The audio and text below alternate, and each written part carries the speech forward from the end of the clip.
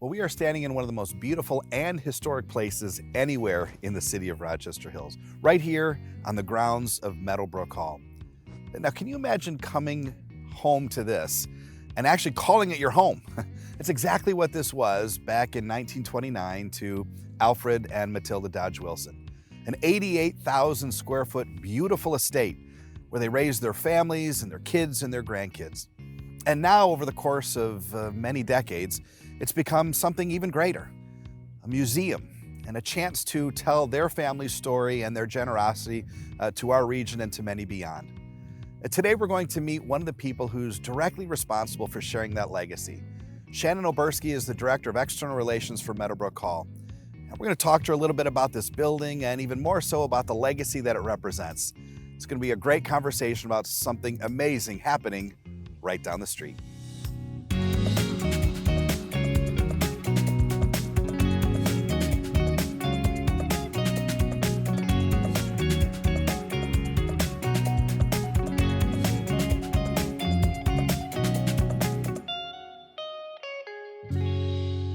Thank you for having us. Thank you for inviting me. I'm pretty excited about this opportunity. Cool.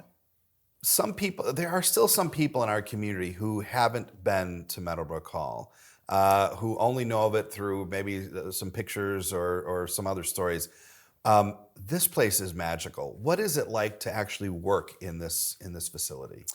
You know, I think you said it perfectly when you say magical. I know it sounds a little cheesy. I've been here a long time, and it never gets old, if that makes sense. Even though we live in this historic estate, we work here. I feel like I live here, actually, but it just never gets old. And if you're having a bad day and you just need to take a break, walk in one of the gardens, take a look at the beautiful artwork, and to be in a place where you feel like you're making a difference, it's pretty cool. So we want to find out a little bit more about you, but before we do that, Shannon, talk us through this place itself. So obviously one of the great leaders of our region, yes. Matilda Dodge Wilson, is sort of the powerhouse behind the hall. And obviously her and her first husband were sort of the architects and the visionaries of it. But maybe tell us a little bit about the early beginnings. Take us back to 1926. Okay. So 1926 was the year that Meadow Brook Hall was started. So it was built by Matilda Dodge Wilson, as in she was the widow to Auto Baron John Dodge. Mm-hmm. Her and her second husband, actually, Alfred Wilson, they started building this estate about a year or so after they were married. So Matilda, we should probably go back just a minute, actually, to make the connection to the automotive industry. Mm. So this estate property that we're on, including the entire university, was actually owned by John Dodge, right? He had all this property and accumulated acres throughout the years. And the farmhouse that's on here, this estate property, was where John and Matilda would have their time in the country. So they lived in downtown Detroit, the hustle, the bustle of the industry, and they wanted to get away out in the country. So Rochester at that time, I mean, that's a trip up north, right? It's different. Sure. And so they had this property as a married couple.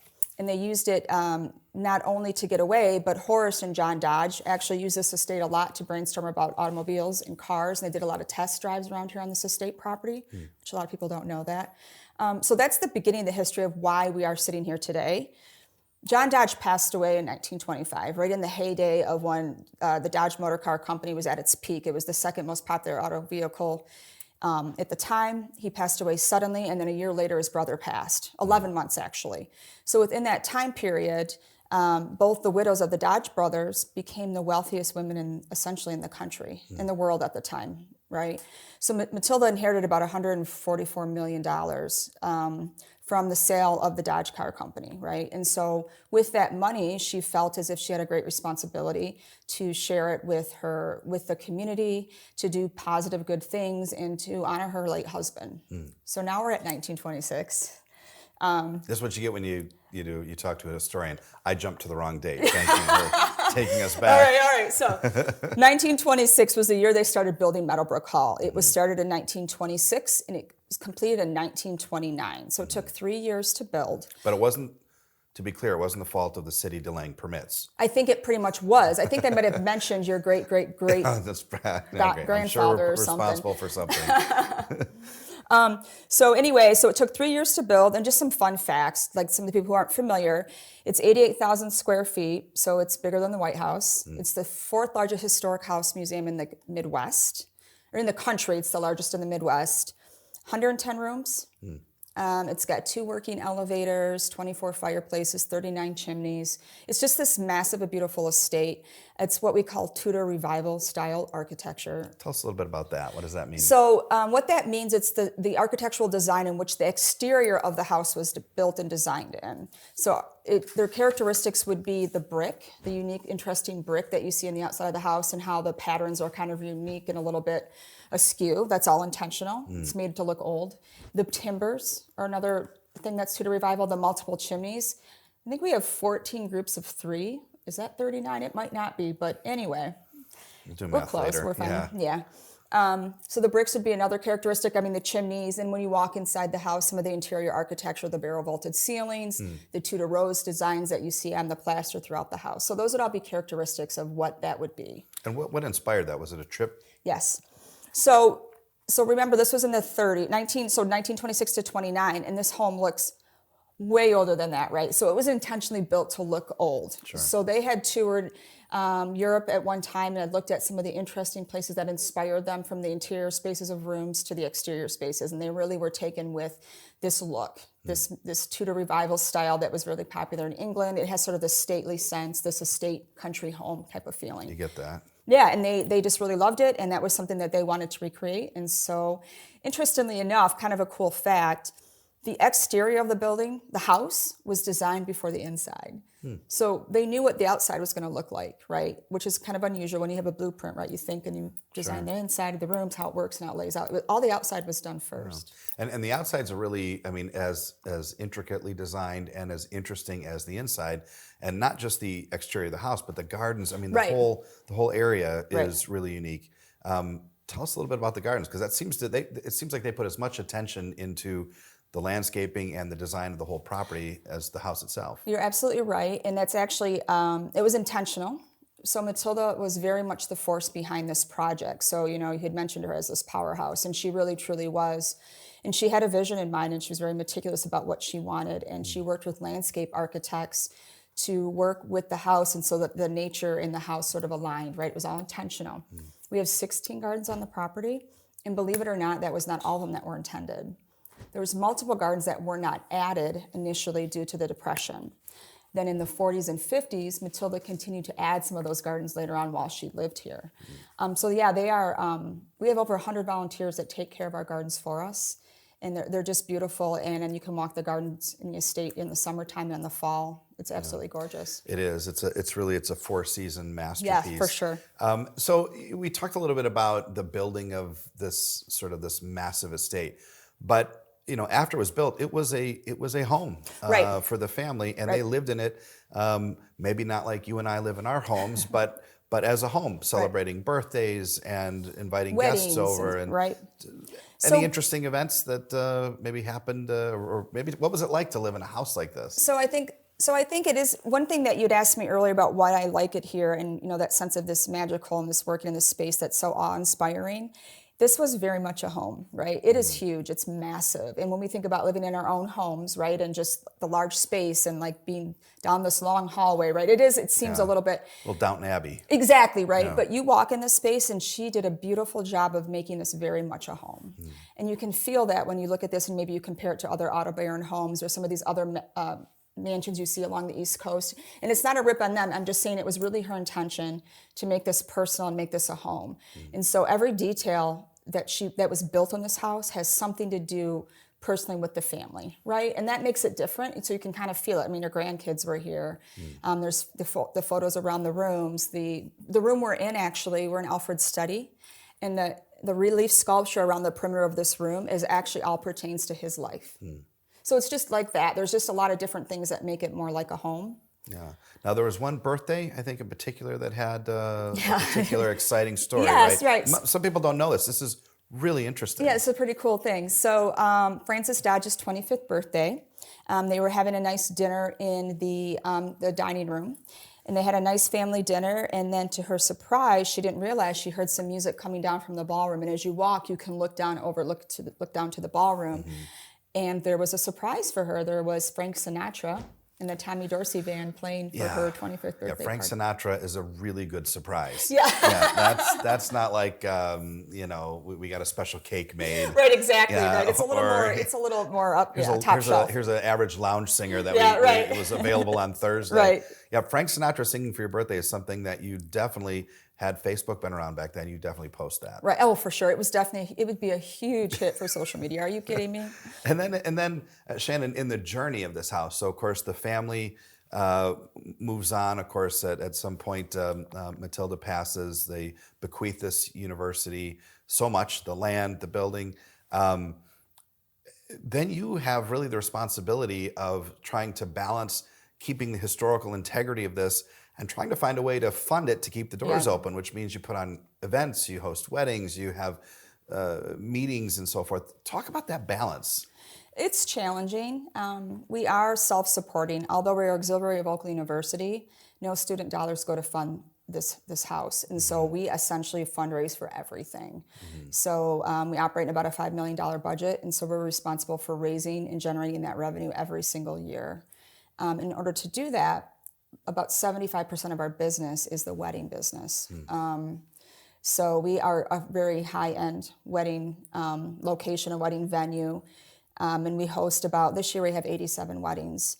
And we host them, but thankfully, as part of that balance, we have a beautiful garden tent outside on the property. It's this beautiful structure. It's with the gardens surround it. And so a lot of times, the weddings take place outdoors.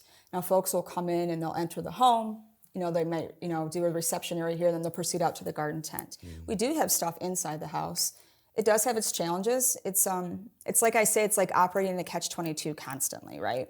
And we sort of have like in my head, we have the business side and we have the museum side. Sure. And in the middle, I stand, right? And in the middle, it's trying to make both teams appreciate the perspective of the others. Because we all want the same thing. We're all here for Meadow Brook. But it's a challenge, right? I mean, we can't, every time you move that chair, it's one more time you've moved it that it'll get damaged. So it's tough. It's not easy. But we work really well together. And everybody has such a respect for the space. But it's not the ideal scenario, I would say. I'm sure it's not. You have to be so careful. Right. Is it true, and I'm pretty sure it is, that if you mention that you heard about the Meadow Brook Hall wedding opportunity on the Right Down the Street podcast, you get 90% off?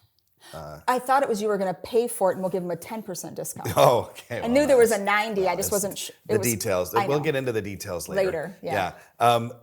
Because you get such a unique perspective of this house, maybe this isn't a fair question, but do you have a favorite room or a favorite thing in the house that's kind of like, nobody knows this, but that is super cool? Yes.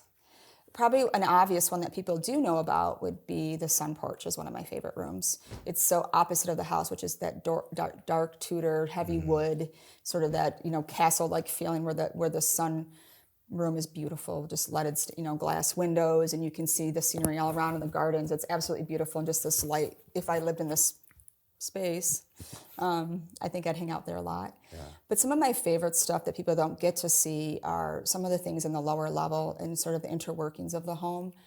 For example, the organ. No matter if you're into organs or not, if you think they're cool, it doesn't matter. But if you went down to the lower level and you saw the organ chamber, the pipes go all the way up to the 4th floor. And it's a part of the house that's not on the tour, right? You have to open the curtains, you walk in, and there's this big chamber of these organ pipes that just go up for stories. And it's things like that. I have more of an appreciation for the behind-the-scenes stuff than I used to. And all the mechanics and what it takes to build this house and to run this house. It's pretty crazy. I think about, from a personal standpoint, the ways that I've interacted with the home. I don't know if you know this, but my first elected office, I swore my first oath in this building. I did not know that. When I was elected student body president of That's the city cool. of the student congress back in the day. We had our swearing-in ceremony here. I remember I was a part of the small group that signed the deal between Oakland University and William Beaumont School of Medicine in the Sun Porch area, to so many holiday walks, to running the 5K Brooksy Way through the entrance. I mean, I did that as well. Found a really great way to ingratiate the beauty of this campus to the greater community. And you know, the was it the Winter Wonder Lights? What is Yeah. that? Yeah, another great addition. Yeah. To maybe talk about that. Another way to Yeah. kind of showcase the hall in a interesting season. Thank you. Thanks for saying that. We do try really hard to incorporate the university, Meadow Brook, the community, the students. We want everybody to know about this gem that we have here. And so one of the things we just recently doing, this will be our 4th year because we started COVID, but of course that first, you know. Yeah. So this is an outdoor light show that we started a few years ago, like I just said. And again, it was this idea of raising funds that you talk about. It's another way to bring in revenue that doesn't compromise the house's home historical integrity. So it's an outdoor light show. And it's been very popular. We get about 40,000 visitors a year. Wow. We're moving into our 4th year. I'm actually just working on right now with one of our designers a new display. So it's pretty exciting. But folks can walk around the exterior of the home. And what makes the light displays unique is that somehow they're connected to the house. And not in that, way, that boring historian way that a lot of people are not, some people don't like history and all that, which I love it. But the point is that you can experience something that's actually historic and you don't even know what's happening. That's, my favorite, right? So each time you walk through a display that's somehow connected to either the garden that it's in or something that you're looking at or the shape that it is might be inspired by, something else on the estate, the chimneys, the luminaires. So we've been running that show a few years. Like I said, people love it. We continuously try to change it. There's a portion where they get to walk inside on the lower level.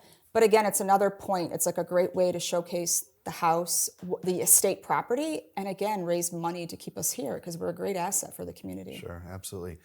So enough about the hall for a minute. Okay. Let's talk about you. How does someone watching this become Shannon O'Berski? How do they end up with your job?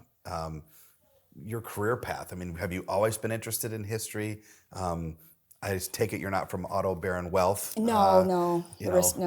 You didn't grow up in the house. Tell us your passions. So my passions. So I actually was an Oakland University grad. I'm from up north. I'm from Traverse City. And at the time, my brother had went to Oakland. He was a biology major, and I was a little lost. I didn't know what I was going to do. And he's like, hey, come here. You'll like it. It's a cool school. It's small enough. You'll meet your professors. You'll establish relationships. I think you'll like it. Come here. Yeah. So, because I didn't really know what I wanted to do. And so I came to Oakland and I majored in art history because I love history and I love art. And what I love about art is the history that it tells, especially when it's sort of that activism art, what it's really about, with the time, with what they're painting, what they're trying to say. And I loved it. And, took an art history class and never stopped, developed great relationships with my professors. And then my senior year, I had a class here. It was my 400 level, senior level class. And I think we came here every once in a while. I can't quite remember, but I remember being in the library. And the executive director at the time was I thought it was just so cool. I'm like, so you can work here? Like, what would you do here? It was just one of those weird things that never occurred to me. Because what I wanted to do, I wanted to be an art dealer. But I didn't even know what that meant, right? Like, I'm 18 years old. Like, I don't know what that means. Sure. I just know that I like art. I want to be around it. I want to travel, all those things. So I'm like, okay, I'll start art history. I'll get my master's. We'll have this path. So I ended up, my senior year, I graduated. And at the time, the executive director had reached out to me and said, there's an internship opportunity if you're interested. And so I was like, yeah, I'm interested. Like, why not? Yeah. And then it just grew to a full-time thing. And I guess here I am. It just, on my personal life side, things happen differently than I'd planned. And, things aren't always what we want them to be, but they end up working out perfectly. Yeah. So the year I graduated from college, I got married that summer. I got pregnant and found out I was having twins that Christmas and started a new job.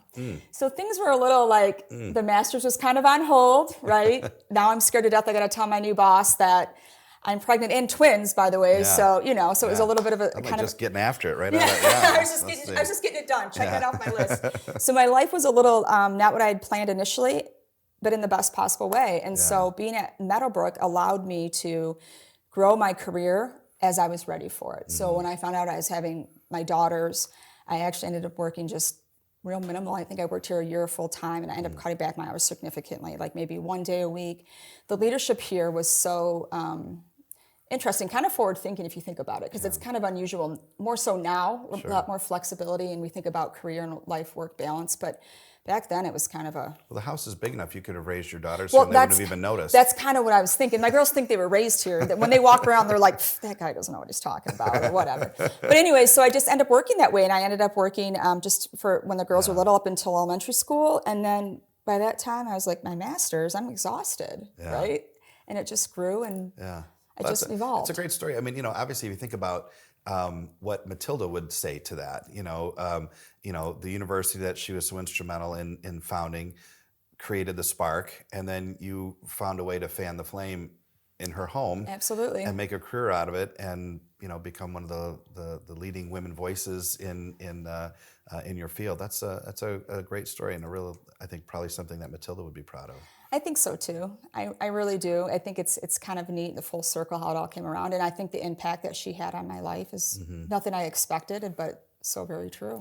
The community loves Meadow Brook Hall, and it's one of our favorite places in the city. It's something that we try to highlight in most of the external facing things we have. We'll put a picture of the universe, a picture of the hall in.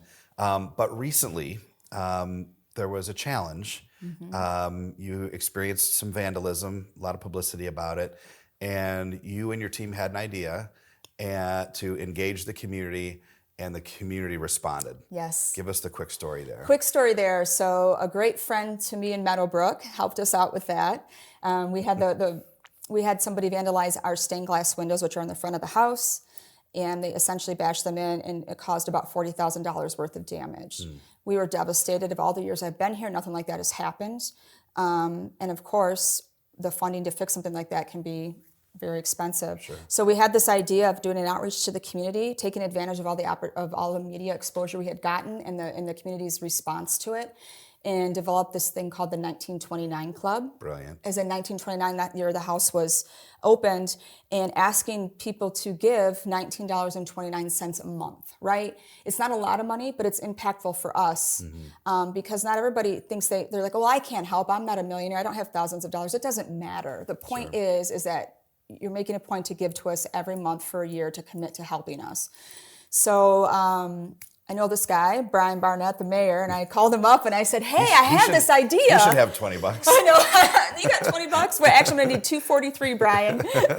I just thought, and you were a great partner, and it just went viral, and people loved it. And you were our very first donor to the process. It was great to be first, but it was awesome to see that you reached your goal in like a week. It was less than, we are at right now $45,900. Yeah. And so I thought, I might not even have to make my last no, couple you're months making payment. it. No, Okay. we got it. We got your card on file now. But it was really cool because some people signed up for the monthly, other folks just gave us a large check. Other folks somebody gave us a very large designated gift because they heard about it on TV. That's right? They brilliant. heard about your social media and the things that you were doing. We had people reference how they saw it. You personally, they would have seen, or on TV, or on the news, or social media. It was huge. So we raised about $45,000, and of course the number is higher than we thought. I thought it was 35. It's closer to 42, so it's perfect. Yeah. And the rest of the money we'll continue to put towards the collection. So it really felt good. Yeah, and it was a well messaged, request, but it's got to be encouraging, comforting, supportive to see just how much and how quickly the community embraced that. Said, yeah, we value that. We'll put our money where our mouth is. And within 3 or 4 days, you had a solution. Yeah, and honestly, it took me back. Like it was personal to me, and it was a little emotional. And even cooler, more like half of those donors had never given to Meadow Brook before. Yeah. So that again is now we meet new people, right? Sure. It's huge. Yeah. It's huge. Well, thank you for sharing a little bit of the inside baseball of this cool place. And I know every time I see you, I always ask for a set of keys, and you consistently tell me no, which I do. And I will continue. I do understand. I won't stop me from asking. We are so blessed to have this here and to have the initial legacy of a fantastic leader like Matilda Dodge Wilson, a visionary. But then also to have you and the team that works here, the docents and all the people that care for the gardens and take people on a journey here every single week. On behalf of our city, we thank them as well and thank you. And before we go, we always ask one question of every single person that's been on the podcast. And now I'm nervous. And you don't know this question. Okay. It is, what's the one thing you've broken in here that you've never told anybody? No, it's It's on my desk. it's if you could have lunch or dinner with any person alive or past. It's a two-parter. Who would it be, and where would you have it? Well, do they have to be? There's no rules. There's no rules. It could be alive or past. Okay, it would be with my dad, Mm-hmm. and I would have it in the sun porch here. Really? Yeah. Brilliant. Yeah. Yeah. And what would you eat? Well, chef's amazing. I would let him pick. It wouldn't matter. Always a good It'd be call. multiple courses with wine, obviously, but yeah. That's awesome. Yeah. Well, Shannon, thank you for your time. Thank you for giving us a little more insight on this amazing facility, and thank all of you for tuning in and hopefully learning a little bit more about this incredible asset. There's so many ways that you can get involved. You can just come visit, come by on a tour, come by in the winter when they have the winter wonder lights. Maybe deepen your engagement by considering how you might consider a financial contribution. Tell people about Meadow Brook Hall. It is a wonderful place. We're blessed to have in the community, blessed to have people like Shannon as a part of the continuing caretaking legacy. And as always, we are grateful that this is happening right down the street. Until our next episode, stay tuned. We will be back with something hopefully as engaging and as wonderful backdrop as this. But until then, thanks for being a great part of our community. God bless, and we'll see you soon.